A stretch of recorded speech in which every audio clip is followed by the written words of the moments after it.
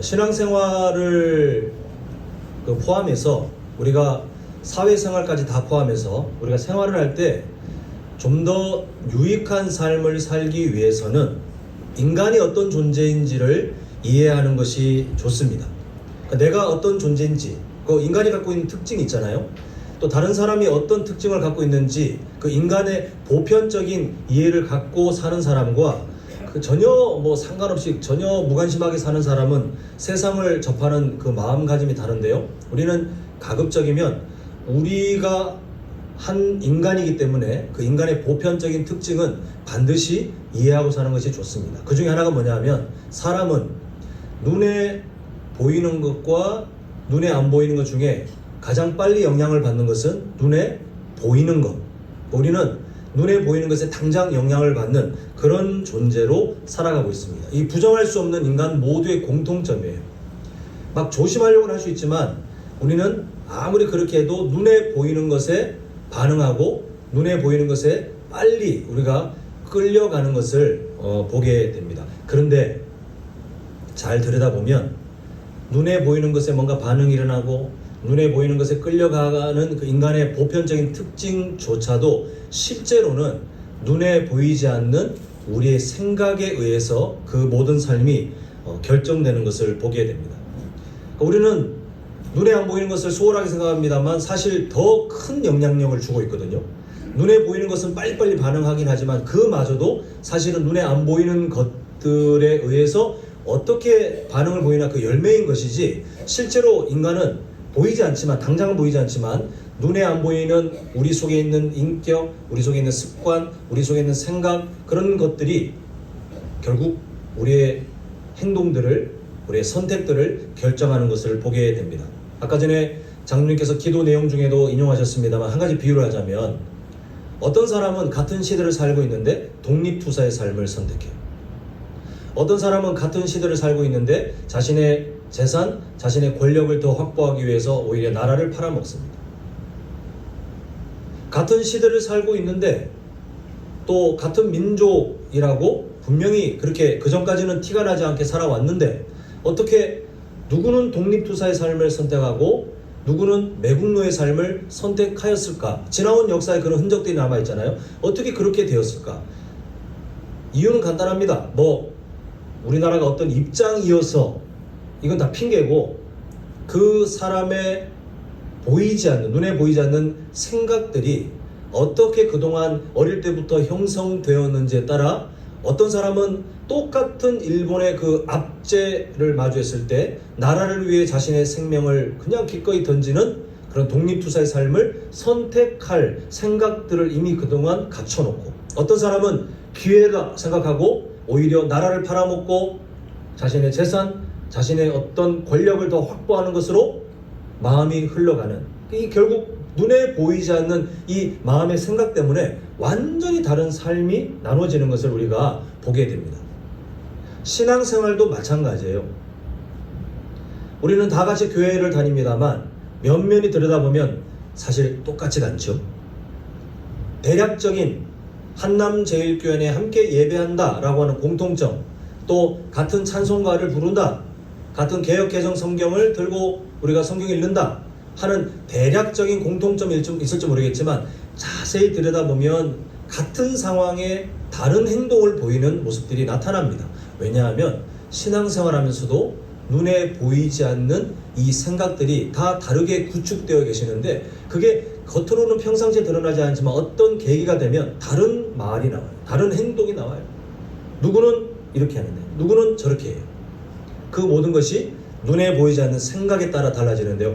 이왕이면 우리가 각자 다 다양한 고유의 성격들이 있고 다양한 가치관이 있기 때문에 우리가 획일적으로 이 안에 있는 한 50명 되실까요? 안 세봐서 잘 모르겠는데 한 5, 60명 되신다고 쳐도 그 5, 60명이 다 고유한 특징을 갖고 계시는 게 맞습니다. 그런데 이왕이면 한 그리스도인이라고 하는 가치관 안에 우리가 말씀에 동일한 생각들을 하고 말씀에 동일한 반응들을 하는 것이 우리에게는 건강한 성도의 모습이기 때문에 이왕이면 우리가 같은 가치관을 배워가는 것이 좋겠습니다.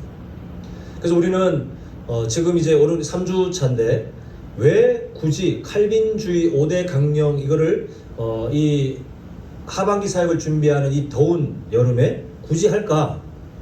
그 이유 때문에 그렇습니다. 우리가 구원, 복음이라고 하는 절대 타협할 수 없는 가치관을 함께 공유하고 사는데, 마음으로는 함께 공유하는 것 같은데 서로 다른 해석을 갖고 있으면 이거 진짜 심각해져요.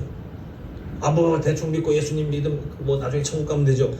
이 정말 위험한 생각입니다. 우리는 가급적이면 한 교회, 그 교회가 또 한 노회에 속해 있고 한 교단에 속해 있잖아요. 그러면 성경을 바라보는 같은 시선을 갖고 사는 사람과 그렇지 않은 사람은 정말 다릅니다. 저는 성도님들이 구원에 대한 흐리멍텅한 그런 성도, 흐리멍텅한 교회가 되는 것이 아니라 명확하셨으면 좋겠어요.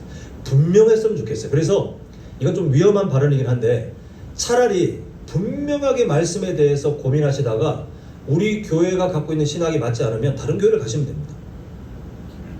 그래서 다른 교단들마다 신학의 색깔이 다르기 때문에 본인이 원하시는 교회 가시면 돼요. 그 나쁘다고 말하는 게 아니라, 근데 이도 저도 아니고 뭔지 구분도 못하고 그냥 대충 섞여서 하는, 저는 그게 더 위험한 것 같아요. 명확하게 하셨으면 좋겠어요. 구원에 대해서, 성경에 대해서 이왕이면 명확하게 우리가 같은 생각을 가지고 걸어가야 우리는 건강한 교회가 되는데요. 우리는 그 일환으로 지금 보고 있고, 저번에 보았던 첫 번째 주제를 뭘 봤죠? 우리가 전적 타락. 인간은 어떤 상태일까? 기분 나쁠지 몰라도 전적 타락이었다는 것을 우리가 부정할 수 없다라고 성경에서 보았습니다. 어떤 교단은요, 인간은 그래도 덜 망가졌어 라고 믿는 교단들이 있습니다. 이걸 원하시면 그쪽 교단으로 가시면 되는데, 그게 아니라면 우리가 이걸 정말 받아들이셔야 돼요. 나는 원래 예수님 믿기 전에 아무리 칭찬받았어도, 아무리 내가 자랑할 만한 어떤 그 인생의 족적이 남아있다 할지라도 성경이 말하는 것은 예수님을 인격적으로 믿기 전에는 전적 타락 상태였다는 것을 우리가 보았죠. 그래서 하나님의 은혜가 필요했고, 그래서 우리가 지금 하나님의 은혜가 크구나라는 것을 보았습니다. 자, 그리고 두 번째 순서는 원래는 무조건적 선택으로 가야 되는데, 우리가 좀 더 하나님의 은혜를 좀 더 먼저 확인하는 것이 또 유익한 점이 있기 때문에 성도님들 보시기에 위해서 네 번째 순서인 불강력적 은혜를 우리가 저번에 보았습니다. 인간은 모두가 하나님의 은혜에 자기도 모르게 저항하는 그런 습관, 본성이 있다고 그랬죠. 근데 하나님께서 원래는 그런 사람들이 예수님 믿지 못하지만 불가항력적 은혜, 그 저항감조차도 드러낼 수 없는 하나님의 은혜로 예수님 믿을 수 있는 사람, 하나님의 말씀을 진지하게 생각할 수 있는 사람, 또 성도로 살아갈 수 있는 사람으로 우리를 지금 도와주시기 때문에 지금 성도님들이 이 자리에 계신 거죠. 우리가 뭔가 잘나가지고 우리의 가문이 대단해서가 아니라 하나님의 불강력적 은혜 덕분에 우리는 지금 예수님 믿는 사람으로 이 자리에 있다는 것을 우리가 보았습니다. 자, 우리는 이제 세 번째 순서, 무조건적 선택은 나중에 볼 것 같고요. 오늘 이제 세 번째 순서인 제한적 속죄, 줄여서 제한 속죄 이렇게 말하기도 하는데, 그 순서를 이제 보고자 합니다. 자, 이게 뭘까? 예수님께서 우리에게 하신 일들에 대해서 우리가 이런 질문을 한번 드려볼 수 있어요. 예수님께서 죽으신 것은 누구를 위한 것입니까? 예수님께서 베푸신 구원은 누구에게 적용된 것입니까? 라고 질문을 했을 때에 그때 대답할 수 있는 그 내용이 바로 제한적 속죄, 아니면 제한 속죄라고 오늘 우리가 보는 내용입니다. 이때 이 질문에 두 가지 큰 답변이 있어요. 아마 성도님들은 이 두 가지 답변 중에 아마도 둘 중에 분명히 하나는 선택하고 계실 텐데, 오늘 우리가 함께 나눔을 통해서 그 둘 중에 어떤 것이 더 성경적인지를 한번 정리하면 오늘 참 유익할 것 같습니다. 그 중에 하나 답변이 뭐냐 하면 바로 이거예요. 예수님은 모든 인류를 구원하러 오셨습니다. 이렇게 믿는 분들이 정말 많아요. 여기가 다른 답변은 예수님은 선택받은 사람들만 구원하러 오셨습니다. 근데 듣기에는 이게 더 훨씬 좋아요. 예수님은 사랑의 하나님, 예수님은 사랑이시라 모든 인류를 구원하러 오셨다. 근데 이 말이 듣기는 그럴싸하고 괜찮지만 여러 문제점이 있는데, 그 중에 크게 세 가지 문제만 한번 짚고 오늘 이제 말씀들을 좀 보고자 하는데요. 첫 번째 문제가 뭐냐 하면 예수님의 구원을 실패한 구원으로 만들어요. 이렇게 해석하면 예수님이 모든 사람들을 구원하러 오셨습니다 라고 하면 예수님의 사랑이 부각되는 것 같지만 근데 결과적으로 보면요 예수님의 구원 사역이 실패한 것으로 흘러가게 되어 있어요. 자, 이게 왜 그러냐 하면 자, 성도님들 우리가 살고 있는 시대만 봐도 인류 전체 뭐 다 안 따져도 우리가 살고 있는 시대만 봐도 예수님 안 믿고 세상을 떠나는 분들이 있어요 없어요? 자, 그러면 두 번째 질문, 드뭅니까? 아니면 성도님 느낌적으로 많은 것 같습니까? 사실은 많죠, 그죠? 예수님께서 만약에 모든, 지금 제가 말하는 단어를 잘 생각하세요. 모든 인류를 구원하러 오셨다라고 할 때 듣기는 좋은데 결과적으로 보면 모든 인류를 구원하셨습니까? 못하셨습니까? 못하신 게 돼요. 그게 문제라는 거예요. 우리가 인간의 감정적으로 느끼기에 예수님을 마치 선택해서 누구는 뭐 신학적인 용어로 누구는 유기, 누구는 선택 이러면 좀 불편하거든요. 근데 예수님께서 모든 사람을 구원하러 오셨습니다라고 하면 전도하기도 괜찮고 누군가 말할 때 예수님은 사랑이신데요.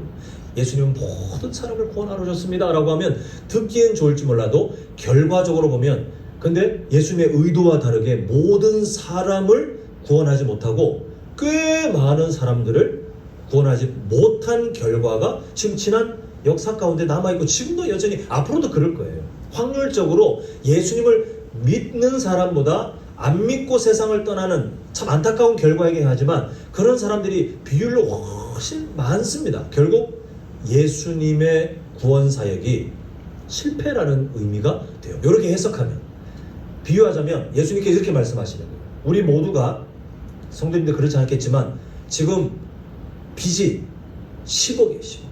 지금 빨리 해결 안 하면 이제 우리 다 큰일 났어요. 다 개인마다 다 10억이에요. 빚이 다 10억이 있어요. 근데 예수님께서 선언하시기를 이렇게 오신 거라고 믿는 거예요. 내가 너희들의 모든 사람들의 빚을 다 청산해 주겠다. 기대감을 갖고 있는데 웬걸? 어떤 사람은 10억을 청산해 주셨는데 어떤 사람은 여전히 10억 청산 안 해주는 거예요. 그러면 예수님께서 모든 사람의 빚을 청산해 주겠다고 하는 말이 틀린 말이 되잖아요. 그 해석이에요. 예수님께서 이 세상에 오셔서 구원을 베푸시고 그 십자가의 사랑을 베푸신 것은 모든 사람을 위한 것입니다 라고 할 때 듣기에는 좋을지 모르겠지만 순식간에 예수님을 실패한 구원자로 만들 수 있기 때문에 우리는 이 해석을 받아들일 수 없다가 첫 번째 이유입니다. 두 번째 문제가 뭐냐면 인간이 구원을 결정한다. 자, 이게 무슨 의미냐면요. 아까 전에 설명드린 첫 번째 논리를 계속 고집한다면 이렇게 또 변명하는 사람들이 있어요. 그거는 예수님은 사랑이셔서 모든 인류에게 구원의 기회를 베푸셨는데 그 사람들이 이렇게 실제로 주장하는 교단이 있습니다. 그 인간이 예수님을 선택하지 않은 그 탓이지 예수님은 사랑이시라. 예수님은 모든 인류를 구원하러 오셨다는 거예요. 근데 문제는 지금 화면에 보이는 것처럼 구원을 지금 누가 결정하는 걸로 지금 딱 돼 있어요? 인간이 결정하는 거예요. 예수님이 어떻게 할 수 없어요. 예수님은 일단 마치 그 밥상을 차려놓은 것까지는 하셨는데 누가 와서 먹을지를 예수님 몰라. 그런 문제예요. 와서 먹어야 네가 구원받았구나 이렇게 아신다는 거죠. 예수님은 그걸 결정할 수 있는 권한이 없더라라고 잘못 해석을 하게 되는 겁니다. 결국 두 번째 이 문제인 것처럼 인간이 구원을 결정한다는 것은 정말 교만한 성경 어디에서도 지지하지 않는 그런 생각입니다. 그러니까 첫 번째 문제를 어떻게든 덮기 위해서 예수님은 사랑이셔서 모든 인류를 구원하기 위해서 다 사랑을 베푸셨는데 인간이 그렇게 한 거죠 라고 하면 그럴싸해 보이지만 그 구원을 인간이 감히 결정을 해? 하나님께 결정권이 없고 인간이 결정을 해? 성경 어디에도 지지받지 못하기 때문에 이 문제예요. 자, 세 번째 문제가 뭐냐면 성경에서 말씀하는 기록들과 충돌이 일어나요. 이따 이제 이걸 우리가 주로 볼 겁니다.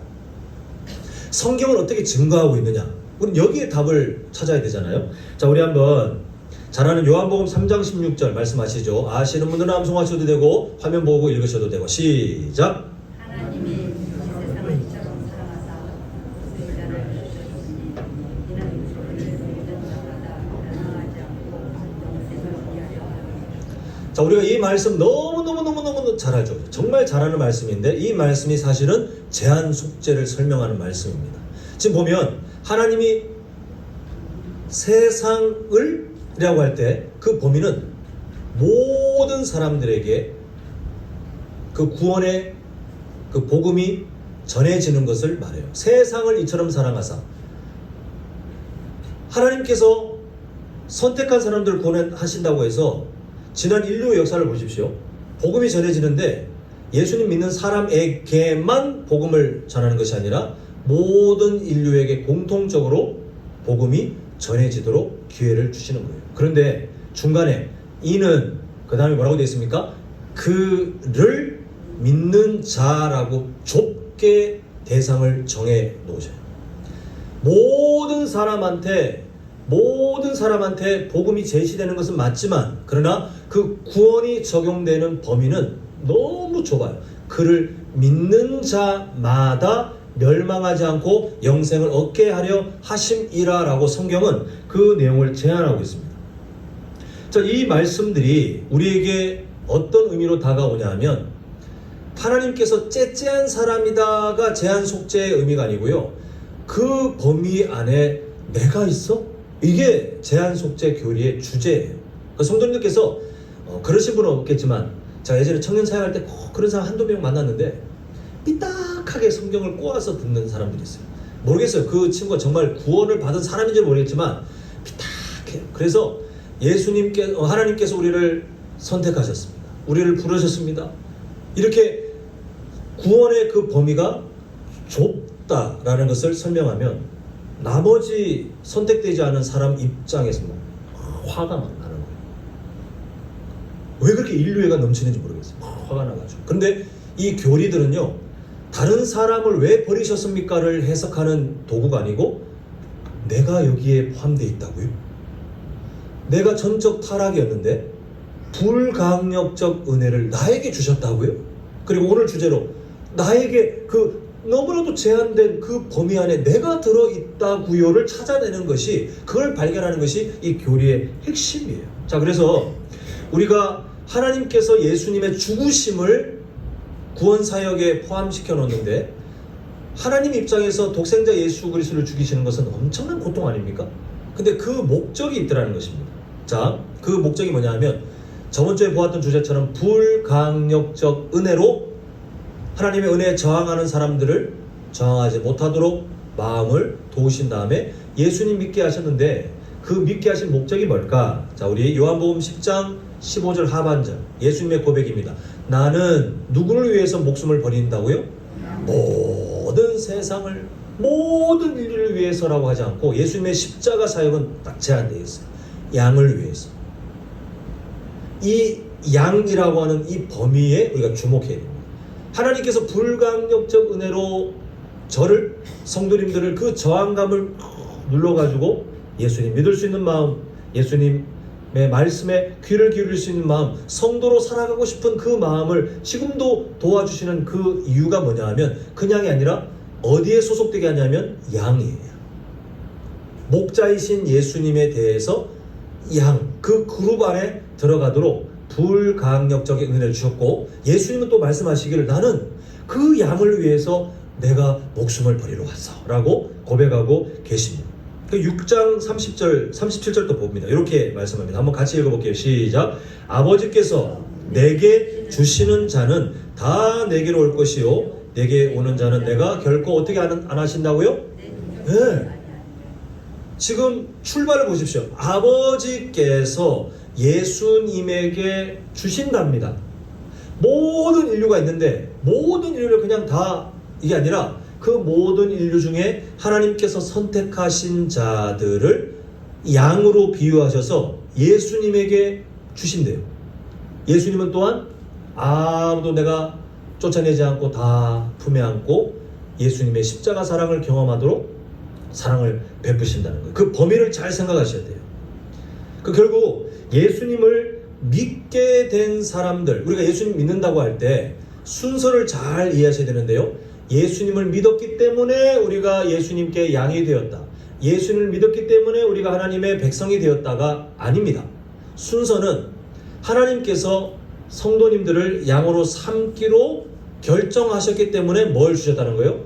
믿음을 주셨고, 성도님들을 하나님의 백성으로 부르시기로 작정하셨기 때문에 뭘 주셨다는 거예요? 믿음을 주셨다라고 해요. 여기에 대한 아주 좋은 증거. 요한복음 10장 26절 보면 예수님께서 유대인들에게 하시는 말씀이에요. 너희가 내 양이 아니므로 그 다음에 뭐라고 되어 있어요? 네, 믿음이 여기서 결정되는 거예요. 내가 믿어서 양이 된다. 이건 되게 인간의 공로를 강조하고자 하는 그런 잘못된 해석이고, 믿음은 하나님께서 주기로 하신 존재들, 그 양이라고 부르는 그 양이기 때문에 하나님께서 선물로 믿음을 주신 거지, 믿어서 양이 된 게 아니에요. 순서를 잘 아셔야 돼요. 결국 성도님들께서 지금 예수님 믿으십니까? 예수님 믿으십니까? 믿으시죠. 그 믿음이 뭐가 결정되어서 허락된 거예요? 하나님의 백성 삼겠다, 하나님의 양으로 삼겠다 결정했기 때문에 하나님께서 우리에게 그래, 그러면 내 아들 예수를 믿을 수 있는 믿음을 주마. 불강력적 은혜로 너희들에게 있는 저항감을 내가 눌러주고 내 아들 예수를 믿을 수 있도록 내가 도와주마. 그래서 우리가 지금 믿고 있는 거예요. 그러니까 모든 게 은혜예요. 그러니까 우리는 예수님께서 나는 양을 위해서 목숨을 버린다 이렇게 하셨던 그 말씀이 모든 인류에게 주시는 사랑이 아니라 제한 속죄라고 하는 주제처럼 제한되어 있어요. 나머지 선택받지 못한 사람들에 대해서 우리가 지금 뭐 생각할 여력이 없어요. 우리가 지금 뭘 해야 되냐면, 내가 여기에 속해 있다고, 나를 이 좁은 범위 안에 내가 있도록 먼저 선택하신 다음에 내게 믿음을 주셨다고, 우리는 여기에 지금 평생 감사해도 모자랄 그런 인생이 되어버렸습니다. 자, 결국 예수님께서 베푸신 그 사랑은 제한되어 있는데, 이걸 좀 더 우리에게 의미 있게 표현하는 말씀이 있습니다. 우리가 사실 이 말씀은 5월 가정의 달에 많이 인용되는 구절인데, 자, 에베소서 5장 25절 한번 같이 읽겠습니다. 시작. 남편들아 아내 사랑하기를, 그 다음에 뭘 했다고요? 네, 이 말씀은 남편들을 권면하는 말씀이 맞는데, 우리가 주목할 것은 그 중간이에요. 비유하기를 예수님을 기억하라는 거잖아요. 예수님께서 교회에 대해서 하신 그 사랑을 기억하라는 건데, 예수님께서 25절 제일 끝에 자신을 주신 같이, 이 십자가에서 죽으심을 말하는 거 아닙니까?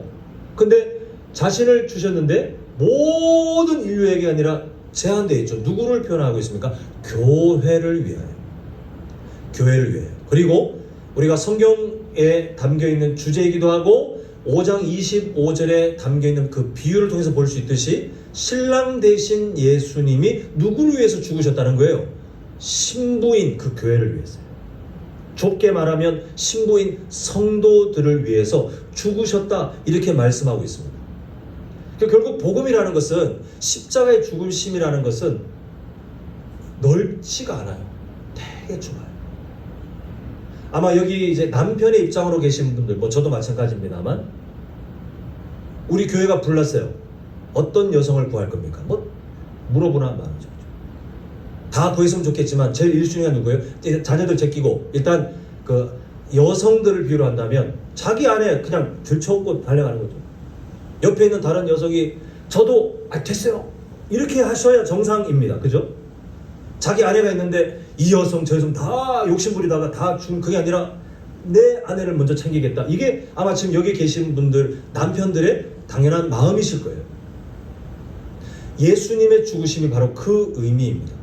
모든 사람들이 아니라 나의 신부를 위해 내가 죽는다. 나의 신부를 위해서만 십자가에서 나의 생명을 던지노라. 이게 성경에서 말하고 있는, 설령 인간적으로 불편함이 있을 수는 있습니다. 왜 하나님 선택 안 한 사람들이 있습니까? 왜 하나님 선택하지 않고 유기되어 그렇게 지옥으로 가는 사람들이 있습니까? 그건 우리가 판단할 문제가 아닙니다. 우리는 지금 아까도 말씀드렸지만, 내가 여기에 속해 있다고, 내가 예수님이 생명을 던진 그 신부에 소속되어 있다, 내가 그 존재라고, 하나님 이게 무슨 은혜입니까? 우리는 그렇게 말할 수밖에 없어요. 우리가 이따가 말씀 마치고 볼 함께 고백할 찬양인데, 찬송가 600장 그 중간에 보면 그런 가사가 있어요. 주 예수 강림하사 피 흘려 샀으니, 그 다음 가사가 뭐라고 되어 있어요? 땅 위의 모든 교회 주님의 신부라. 예수님께서 피 흘려 사신 존재는 한 사람도 실패함이 없는데, 그 존재들은 다 이 땅의 교회, 물론 교회 다니는 사람들을 다 포함하는 것이 아니라 진짜 그 구원의 은혜에 속해 있는 주님의 신부들을 위해서만 예수님께서 피를 흘리셨다. 그 구원이 그들에게만 적용되기 때문에 예수님의 구원 사역은 단 한 사람도 놓치는 바가 없이 완벽하게 성공적이다라고 성경은 우리에게 말씀해 주고 있습니다. 이제 말씀을 맺을까 합니다. 사랑하는 성도 여러분, 우리가 하나님께서 우리에게 주신 제한된 속죄의 은혜에 우리는 포함되어 있는데 그 사랑을 로마서 8장을 통해서 좀 더 정리하는 것이 좋겠습니다. 32절을 보여드리겠는데요. 보면 이렇게 말하죠. 자기 아들을 아끼지 아니하시고 우리 모든 사람을 위하여 내주신 이가 어찌 그 아들과 함께 모든 것을 우리에게 주시지 아니하겠느냐? 질문입니다. 질문인데 이 질문의 의도가 뭐냐 하면 하나님이 어떤 분이시라는 거예요? 우리를 위해서 예수 그리스도를 아끼지 아니하셨는데 아니 그러신 분이 우리에게 뭘 아까워하시겠느냐, 우리에게 얼마나 좋은 것들을 주시겠느냐 라고 그 하나님의 사랑을 확인해 보라는 거예요. 기억하라는 겁니다. 의심하지 말라는 겁니다. 근데 이 32절이 있기 전까지 흐름을 보면 우리가 29절을 봐야 됩니다. 보면 이렇게 말하죠. 우리 지금 여기 있는 우리라고 하는 것도 너무 넓은 것 같아요. 또 성도님 한 분 한 분에게 하나님께서 설명하시는 그 명칭이 뭐냐 하면 처음이죠. 하나님이 미리 아신 자들이라고 말하고 있어요. 그러니까 모든 인류에게 하나님께서 전단지를 탁 뿌려가지고 그 중에 반응이 있어서 온 사람들만이 아니라 그런 사람들을 말하는 것이 아니라 하나님이 아예 이 세상을 창조하시기 전부터, 왜냐하면 그 시간의 개념을 우리는 이해하지 못하기 때문에 이게 뭐야 싶지만 시간을 만드신 그분은 시간을 만드시기 전부터 이미 성도님들의 이름을 다 정해놓으신 거예요. 내가 권역규를 살릴 거야. 제한 속죄. 내가 권역규에게 내 아들 예수의 그 보혈의 능력을 줄 거야. 그래서 하나님이 미리 아신 자들이라고 말하는 그 29절은 바로 그 제한 속죄의 의미를 담고 있습니다. 그런데 하나님께서는요, 그 미리 아신 자들에게 29절에 보면 예수님을 본받게 한다는 그 내용이 있고 난 다음에 30절에 사랑을 주시는데 우리 한번 같이 읽어야 됩니다. 이거는 자 30절 함께 읽겠습니다. 시작. 또 미리 정하신 그들을 또한 부르신 그들을 또한 의롭다 하시고 의롭다 하신 그들을 또한 영원롭게 하셨느니라. 여기에 누가 있다는 거예요? 우리라고 하면 안 되고 내가 있어요. 내가.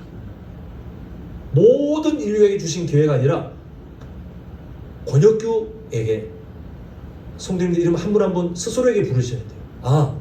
하나님께서 권역규를 미리 정하셔서 부르셨는데 또 뭘 주셨다는 거예요? 또 부르신 권역규를 또한 뭐 하셨다고요? 의롭다.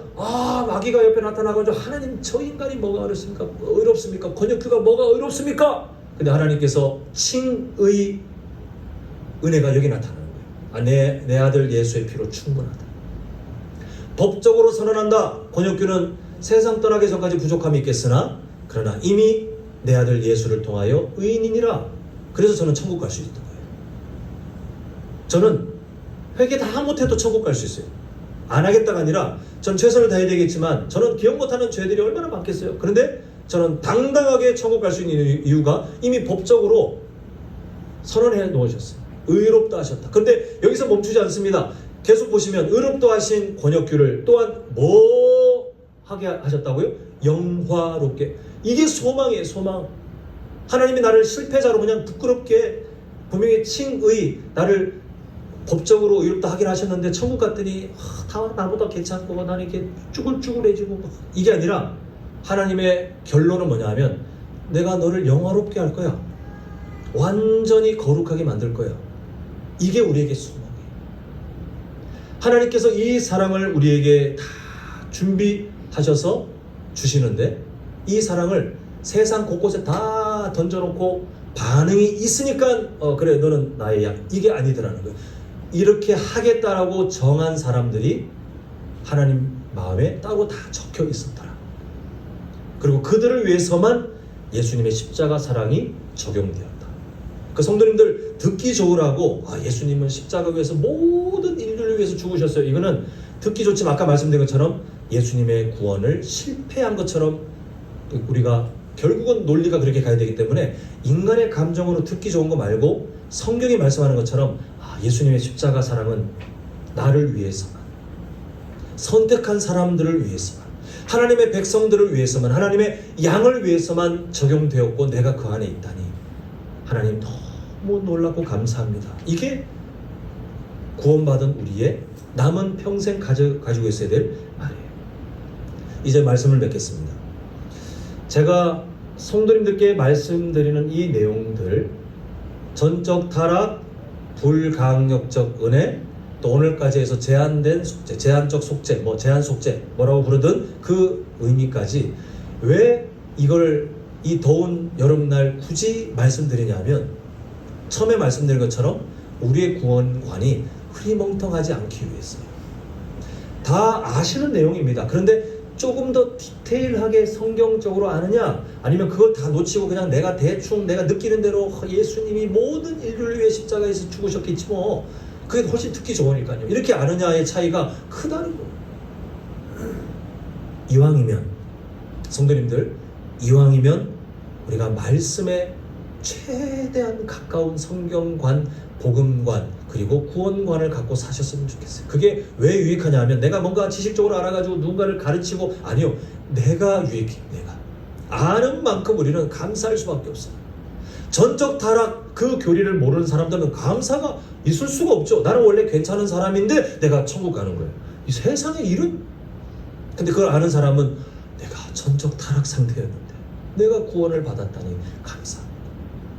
불강력적 은혜를 아는 사람은 내가 예수님 믿게 된 것이 내가 뭔가 잘나서가 아니라 하나님이 나에게 불강력적 은혜로 원래 나에게 있는 하나님을 향한 저항감을 하나님이 눌러주셨기 때문에 내가 지금 예수님을 믿게 되었구나. 하나님 감사합니다. 감사 제목들이 구체적이 돼요. 제한 속죄를 아는 사람은 모든 인류 중에 누군가 중에 내가 있었구나가 아니라 그 좁은 범위, 예수님이 나를 위해서 십자가에 죽으셨다니, 그 십자가의 은혜가 그냥 세상에 사라지는 것이 아니라 정한 사람, 하나님께서 준비하신 그 양으로 선택된 사람에게만 주시고 그 사람에게만 믿음을 주시는데 내가 믿어서 하나님의 백성, 하나님의 양이 된 것이 아니라 나에게 먼저 그 자격을 정해놓으셨다니, 그래서 내가 예수님 믿게 하셨다니 너무 감사합니다가 나오는 거예요. 성도님들, 그냥 지식을 얻는다 생각하지 마시고 성경에 이미 기록된 진리인데 이 진리를 구체적으로 잘 아는 사람이 더 폭넓은 기도를 하게 되어 있고, 더 폭넓은 찬양을 하게 되어 있고, 더 폭넓은 감사의 삶을 살아낼 수 있게 됩니다. 바라기는 우리 성도님들 그 마음가짐으로 다음 주도, 그 다음 주도 이미 알고 있지만 더 구체적으로, 더 성경적으로 우리에게 주어진 구원관을 잘 이해하셔서 성도님들의 성도의 삶이, 예배의 삶이 이전보다 더 풍성해지고 그렇게 하나님 앞에 구별된 주의 그리스도의 신부로 그렇게 살아가시는 우리 모두가 되시기를 간절히 소망합니다.